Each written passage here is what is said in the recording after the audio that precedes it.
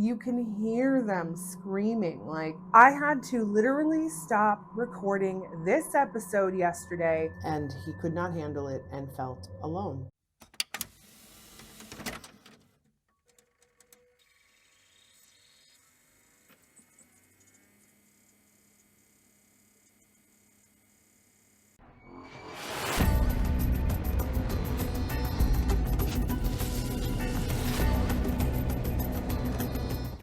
Welcome to Freaked Out with your psychic medium host, Liz. Today, guys, we are covering a really creepy ass case, and it is obviously because we are covering Ed Gein. And if you guys have not watched it on Netflix yet, maybe wait. I haven't even finished the Netflix series, but I had to dive into reality versus television and give you guys all the details. And it's also spooky season. Woo! I love spooky season. So, before we get started, let's give a shout out to our editor, Selena, who is helping with the edits. She's awesome, by the way. Way better than me. So settle in, dim your lights low, put the volume up, and viewers' discretion is strongly advised. I did also want to mention before we get started, if you can like, comment, share, because we want to get this account to 10K followers. We're at like 8,170 as of right now. So let's keep going. So I did want to explain that I will not be directly channeling Ed Gein, although he seems to be present, if you know what I mean.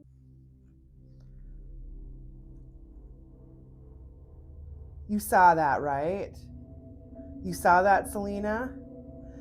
Okay, I'm more or less going to walk through the channels of his life whilst he was alive, like feeling the rooms he walked in, basically putting myself in his shoes, his routines and compulsions as well. And that can be hard to do because there are things that I will pick up on that will seem like my own thoughts, but in reality it's his. And when you do something like that, sometimes your energy and their energy can get linked and mashed up, and I can be having some weird thoughts about him for days, weeks, even months. But honestly, Ed is like such a mind fuck of his own. Obviously, let's give some obvious points here.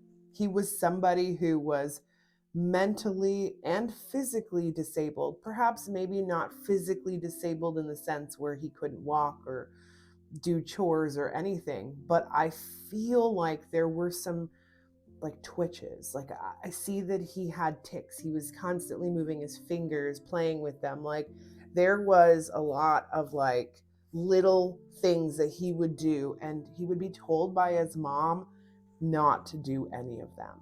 Because of the high body count, every single time he killed somebody, it got darker and darker.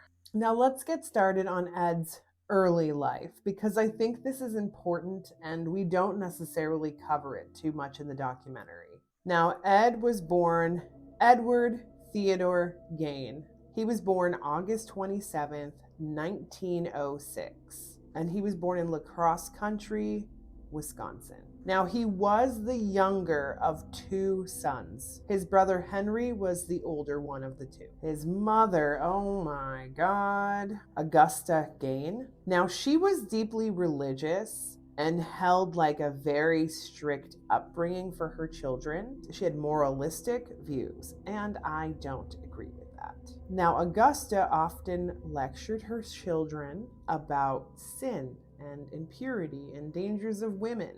And in the same account, warned them of all women, other than herself, of course, because she was super moral. Now, the father, George Gein, he had apparently worked as a carpenter. And at some point, he also did have a grocery store, which he owned himself. Although his job situation wasn't always consistent, he was considered an alcoholic.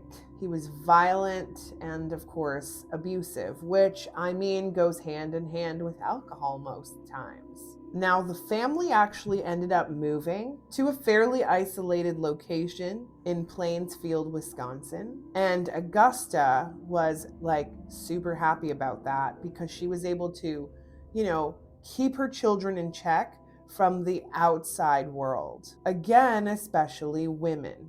We'll get into that a little later. The boys were often discouraged and forbidden to communicate with anyone, even friendships, especially dating. Now, Augusta did give Bible readings to her children, especially from the Old Testament, and that women specifically were morally dangerous. Now, obviously, Ed and Harry were both physically abused by not only their father, but their mother as well. Ed's father hit him so many times in the head that his ears ended up having like a ringing as a result later on in his life.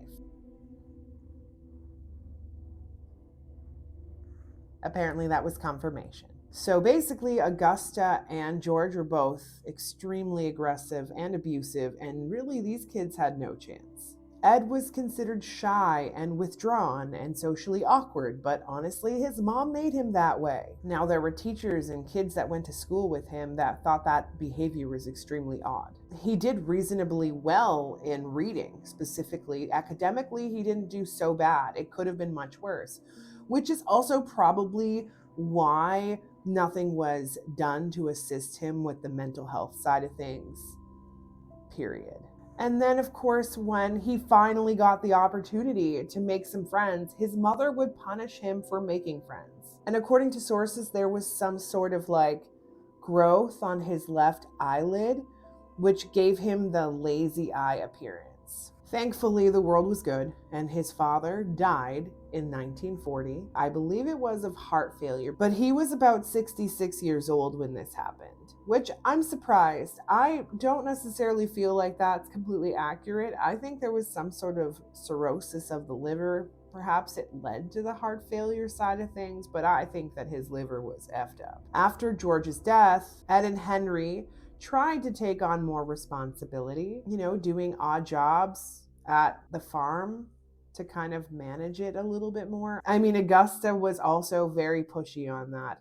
You guys need to take care of this household now. Only 4 years later, his brother died. Now, there are a lot of things about this death, but we're going to talk about that here very soon. Now, Henry was considered missing after a fire at the family farm. His body was later found facing downward. Although his death was considered accidental or from heart failure as well, which I do not believe. Some speculate that there was some foul play and Ed had a hand in it. After Henry's death, Ed and Augusta were effectively alone. And unfortunately, Mom could not handle all the death surrounding her. Now, what's interesting is she was upset and mournful for her son's death after he died. But she didn't really give two shits about her kids while they were alive. So it's almost like she poured all of her emotions and felt a lot of guilt, and I really believe that's what led to her death. Now, Augusta actually suffered a stroke first, and as you can see on the docu-series on Netflix, Ed took on that caregiver role. And of course, Ed became one part of himself. His mother was who he followed to the bitter end, and he could not handle it and felt alone. Now, after Augusta's death, Ed sealed off and preserved her room as, well, a shrine, very creepy shrine, and never allowing anyone to disturb any of her stuff, while the rest of the house fell in despair. Now, let's talk about what I feel took place with Ed specifically as a young boy. So although they reference abuse and control and religious control, they didn't really necessarily get into all of the little bits and pieces of what I see. From the time that Ed was about 3 years old, and Henry, I think, was a couple of years older. Ed, they knew very early in life that Ed, something was off there. And he also had an obsession with creatures, with humans. He could not step away from the obsession. And he would skin like animals, he would skin frogs. Like, dude was doing a lot of those things at a very young age in the back of his house. I keep seeing isolated boys trying to figure things out, and I feel like Ed and his brother both were doing weird shit like this, okay? Like, Ed was one that did it a little bit more, but his brother would follow along, be like, oh, wow, that's cool. And the two of them would just go in and start doing crazy shit together. Oh my God, guys. I had to literally stop recording this episode yesterday because the energy was so intense. I couldn't think correctly. I couldn't even concentrate on my visions. Augusta, I really believe that her energy has been messing with me all day. It has been crazy. So let's get back into it because there's a lot more that we need to talk about. And wow. So I did want to point out, because a lot of people had questions about Ed, was he a serial killer from birth, or like did his mom, like was there a big influence there? I'll be honest, I feel like he was kind of bred for serial killer vibes. Like, I feel like his dad was so messed up, his mom was so messed up, and then biological, basically, it was like the worst match possible, thus creating this serial killer galore. Because, oh my God, he was just way more than a serial killer. He liked to hang out at like the butcher shop. He liked to eat things uncooked. And again, like I said earlier, he had a connection to eating animals and skinning animals. And I keep seeing this really disturbing image of him hanging out in the forest behind his house, or the farm behind his house, and just kind of staying by himself, and then like had like a spigot of some sorts and was like roasting little animals, and like the shine of the skin was something that like really, really fascinated him. I even believe that he, prior to graduating to human skin, he tried to use the skin to make clothes as well, because, and I feel like inside he might have been trans. I feel like Ed is not male. I feel like Ed was female. So I'd say that that was his way of trying to control what they wore, basically, and away from mom's eye view. So mom didn't see what, Ed was wearing. So that's kind of the vibe I feel there. And then, of course, he was definitely a pervert, but now he can blame his mother for that one, because he was like, it was instilled in him. You don't look at girls, you don't look at girls, you don't look at girls. What are you going to want to do? You're going to want to look at girls. So it became more of like, what does mom not want me to see? And then that's where the obsession came.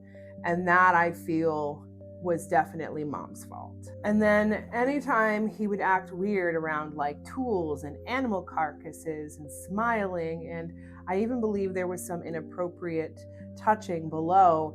And the neighbors saw this and they were like, are you okay, kid? And then he'd be like, oh, it's fine, in his voice that he does, which, by the way, wow. Now, people wanted to know, did Augusta see all of this?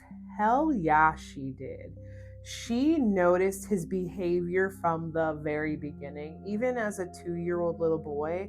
Now, this is normal, but boys would pull at their what, and I feel like she would scold him for that. And I see some abuse there. Like I did mention earlier, I believe that there was some sexual abuse without a doubt, but I also believe she physically hit him there because he kept touching it. Like, This woman went to some serious extremes, and she wanted sex to end with her family.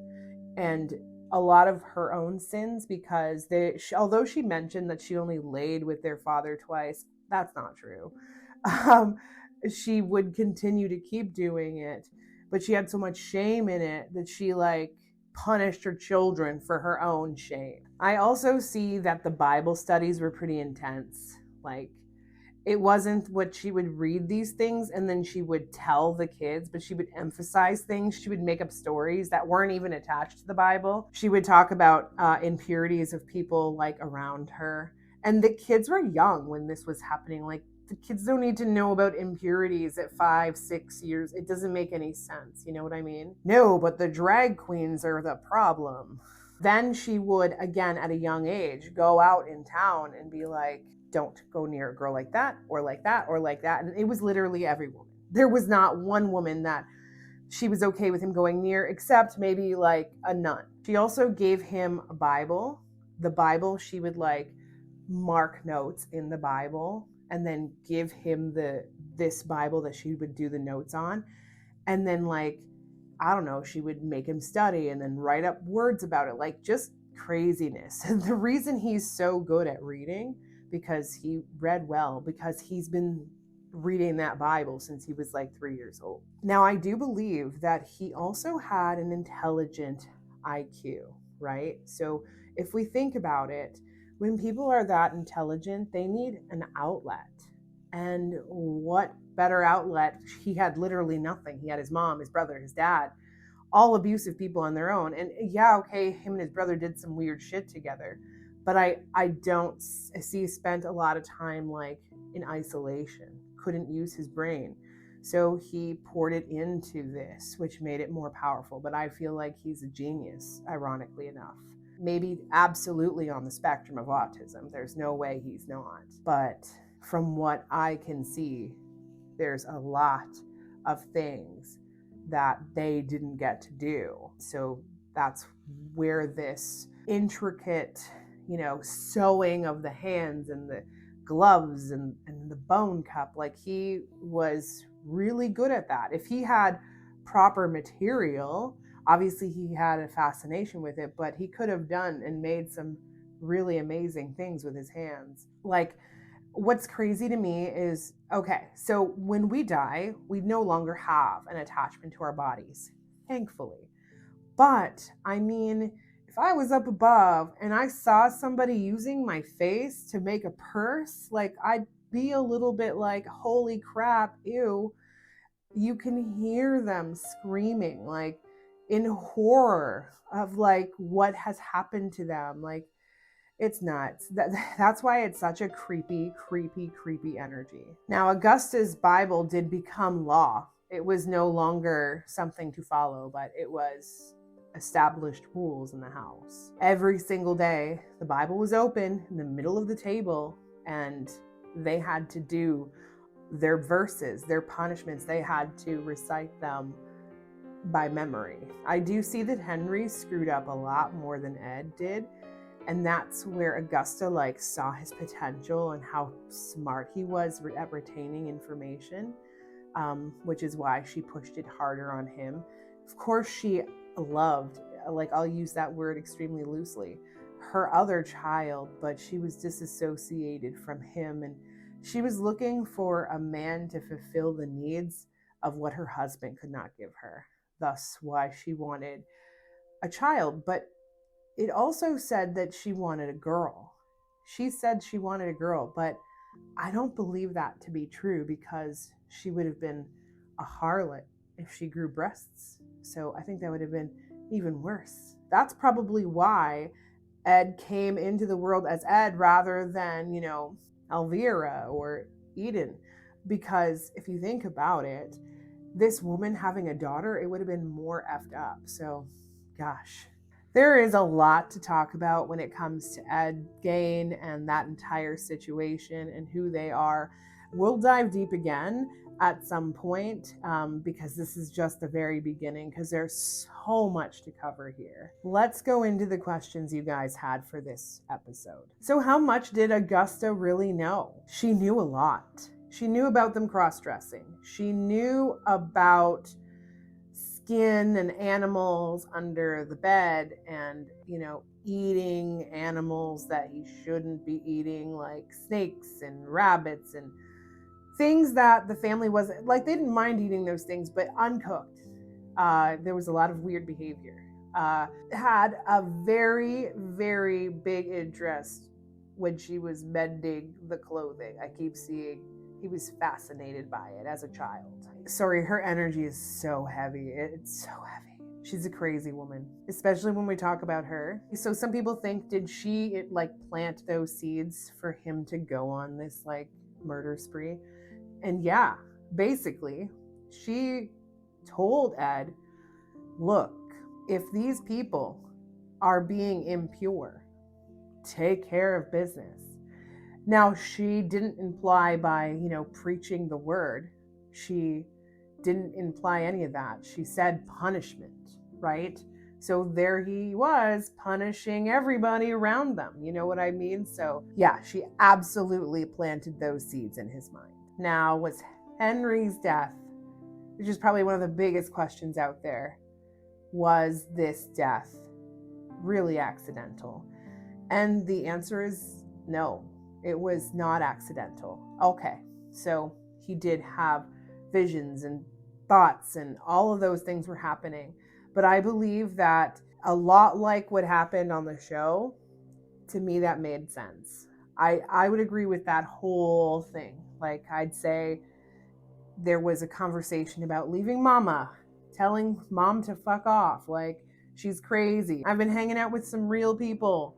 That isn't real life. They like the Bible and they're churchy, but that's to an extreme. And because Ed was so very attached to mom in a brainwashed kind of way, protect mom, and that's why he did it. I do believe that he knew well enough of what he did, and that's why he disposed of the body too. I do believe that Ed was mad. He was really, really mad. It was definitely related to mom, but it was something even more, like insulting her. You can't do that, God forbid. So there are a lot of years in Eddie's life that was missing, no one knows about, which is connected to the grave robbing, to the farmhouse, what happened between those details. We are gonna get into that. That will be part 2. Did the house itself feel the madness? Kinda, yeah. Everyone's death. So dad died of natural causes.